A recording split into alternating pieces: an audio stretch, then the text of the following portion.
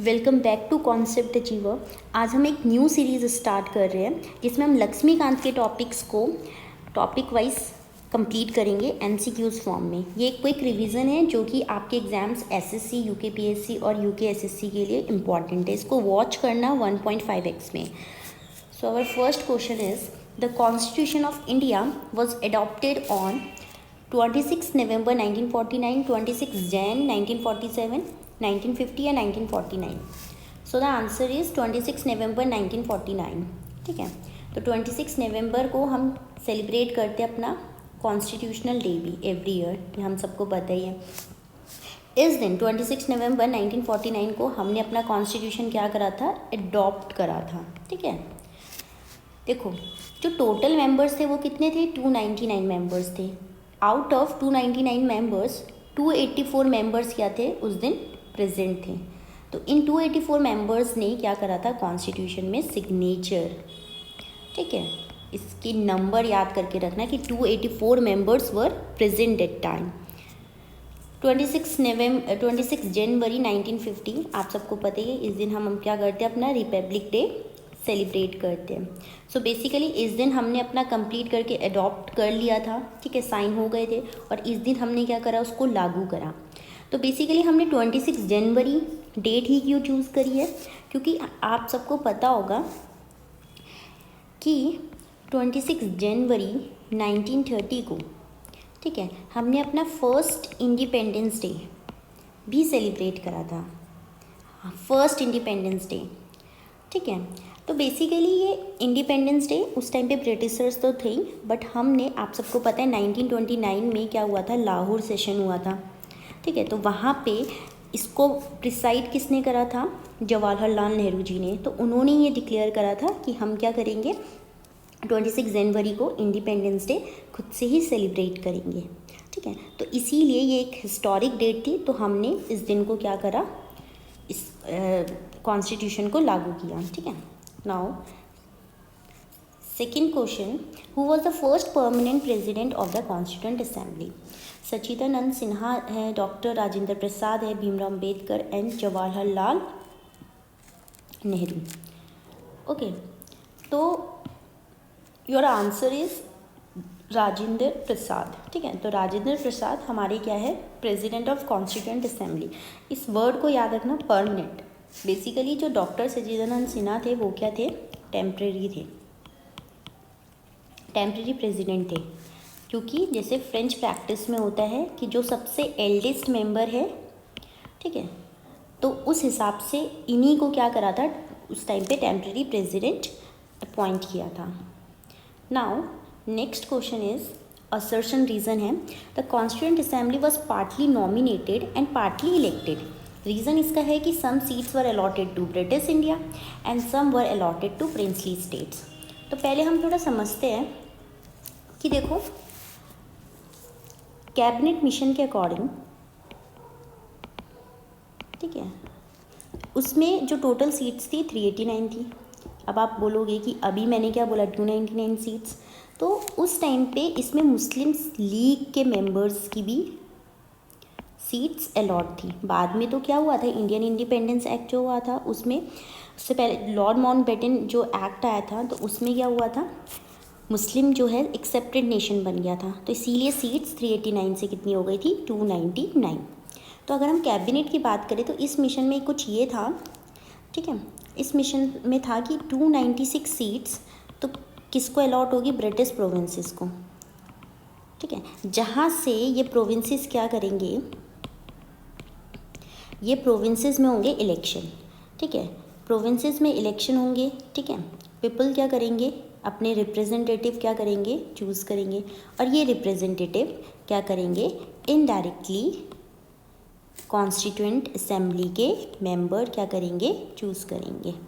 ठीक है, और जो बाकी जो नॉमिनेटेड सीट थी, ठीक है, जो कि प्रिंसली स्टेट से 93 सीट्स उन्हें अलॉट थी।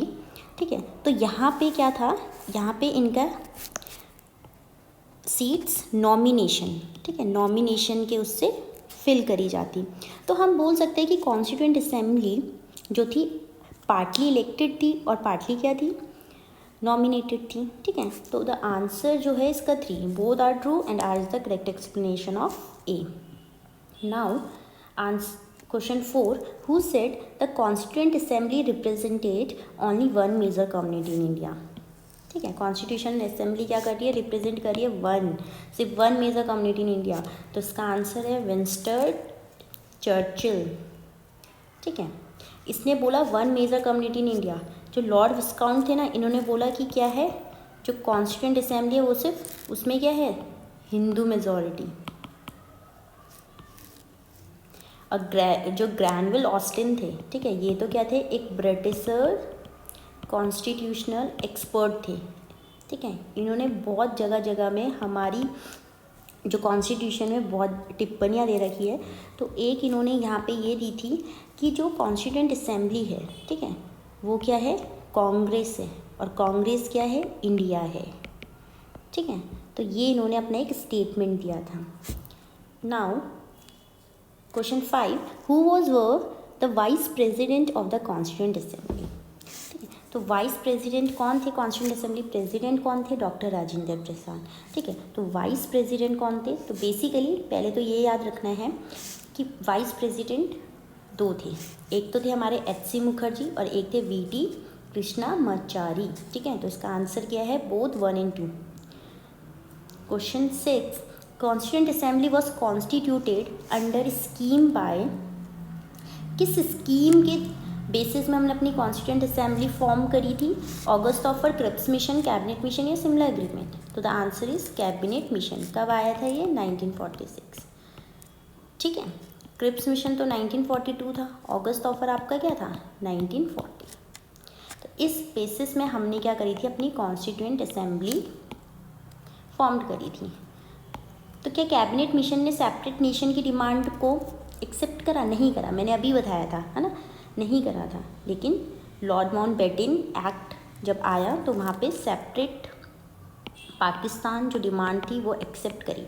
फिर हम अपना इंडियन इंडिपेंडेंस एक्ट लेकर आए जिसपे 299 सीट्स थी।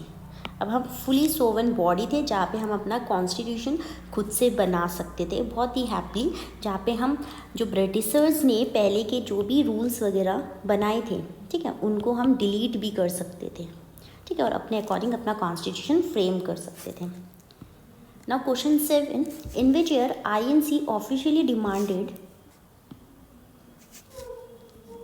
in which year INC officially demanded a constituent assembly to frame for the constitution, एक minute, so in which year INC officially demanded a constituent assembly to frame for the constitution of India। तो कब demand करी थी INC ने officially कि हमें क्या चाहिए, एक कॉन्स्टिट्यूएंट असेंबली चाहिए जो हम क्या करें, अपना खुद का कॉन्स्टिट्यूशन बनाएंगे। तो बेसिकली ये इसका आंसर क्या है, 1935, जहाँ पे INC ने, इंडियन नेशनल कांग्रेस ने, ठीक है, क्या करा, ऑफिशियली डिमांड करा। याद रखना इस पॉइंट को, जहाँ पे उन्होंने ऑफिशियली क्या करा, डिमांड करी, ठीक है। देखो 1928 में जब मोतीलाल नेहरू जी ने ब्रिकेन हेड्स चैलेंज को एक्सेप्ट किया, और मतलब it was the first time जहाँ पे हमने क्या करा, अपना कॉन्स्टिट्यूशन बनाने का एक एफर्ट करा, बट इट वॉजेंट एक्सेप्टेबल, है ना, लास्ट में एक्सेप्ट नहीं हुआ, ठीक है। मुस्लिम लीग भी इसको एक्सेप्ट नहीं कर रही थी, ठीक है।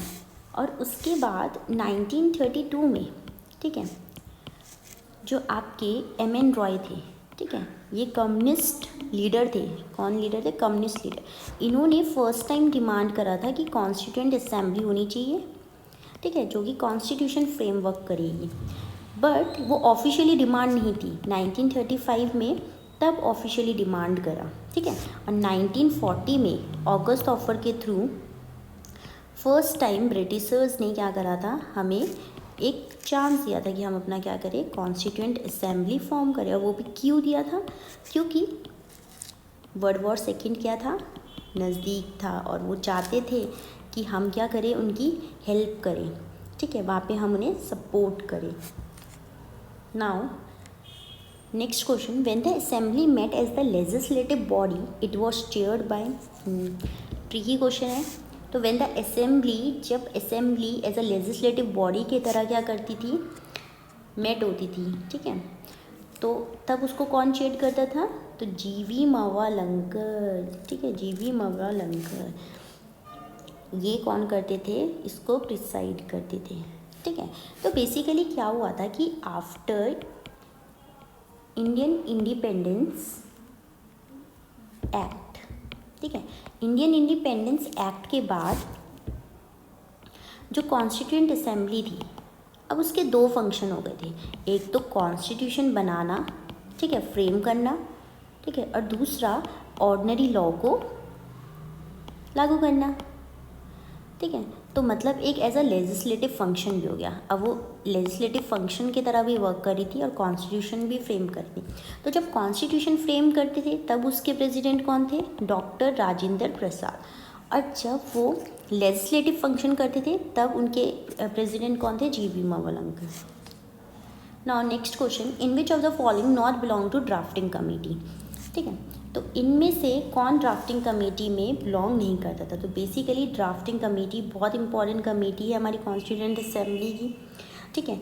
It consist of total 7 members, ठीक है। तो देखो इसके हेड कौन थे? तो आप सबको पता है डॉक्टर भीमराव अंबेडकर जी, ठीक है। तो इनमें से के.एम. मुंशी, ठीक है, कृष्णा स्वामी अय्यर, टी.टी. कृष्णमाचारी, राजेंद्र प्रसाद। तो Rajendra Prasad was not the member of drafting committee. When and who proposed objective resolution, ठीक है। तो ऑब्जेक्टिव रेजोल्यूशन किसने प्रपोज करा? जवाहरलाल नेहरू। और कब करा था? 13 दिसंबर 1946। ये ऑब्जेक्टिव रेजोल्यूशन ही फर्दर क्या बना? हमारा प्रिएम्बल, ठीक है। और हम सबको पता ही है 26 नवंबर 1949 जब हमने अपना कॉन्स्टिट्यूशन अडॉप्ट करा, ठीक है। तो इसमें हमें क्या क्या मिला? एक प्रिएम्बल प्लस हमारे 395 आर्टिकल्स, ठीक है, प्लस 22 पार्ट्स प्लस 8 स्केड्यूल्स। अब आप लोग कमेंट सेक्शन में बताना कि अब इसकी कंडीशन क्या है, कितने आर्टिकल्स है, कितने पार्ट्स और कितने स्केड्यूल्स हो चुके हैं, ठीक है। तो जवाहरलाल नेहरू जी ने क्या करा था? 13 दिसंबर 1946 को objective resolutions. Basically objective resolutions में ये ऑब्जेक्टिव्स थे कि हमारा इंडिया कैसा होना चाहिए, सो वन रिपब्लिक, ठीक है, जिसमें हम इक्वल अपॉर्चुनिटी प्रोवाइड करें, ठीक है, जस्टिस हो। तो ये सब इसमें रेजोल्यूशंस थे। Now question 10, who was the chief draughtsman of the constitution? Constitution के चीफ ड्राफ्ट्समैन कौन थे? तो कौन थे? राजेंद्र प्रसाद, टी.टी. कृष्णमाचारी, एच.वी. अयंगर और बी.आर. अम्बेडकर जी। तो ये कौन थे? एच.वी.आर. अयंगर, ये हमारे चीफ ड्राफ्ट्समैन थे। अच्छा, कॉन्स्टिट्यूशन का सिंबल क्या था? एलिफेंट, एलिफेंट है, सॉरी, ठीक है।